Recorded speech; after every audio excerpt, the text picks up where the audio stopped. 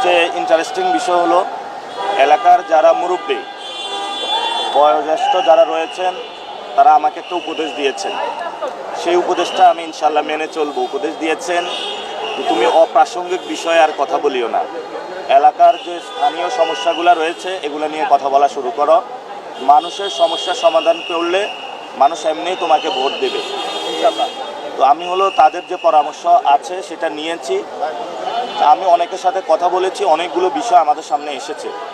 এখানে যে school college রয়েছে সেটাতে ভর্তি বাণিজ্য হয়। আমরা এই ঢাকা ৮ আসনের যে স্কুল কলেজে ভর্তি বাণিজ্য হয় সেগুলো বন্ধ করব। মার্কেটগুলোতে মহিলাদের নামাজের জায়গা নাই, তারা মার্কেট করতে এসে ব্রেস্ট ফিডিং এবং নামাজের জায়গা খুঁজে পাচ্ছে না, আমরা এটার ব্যবস্থা করব ইনশাআল্লাহ।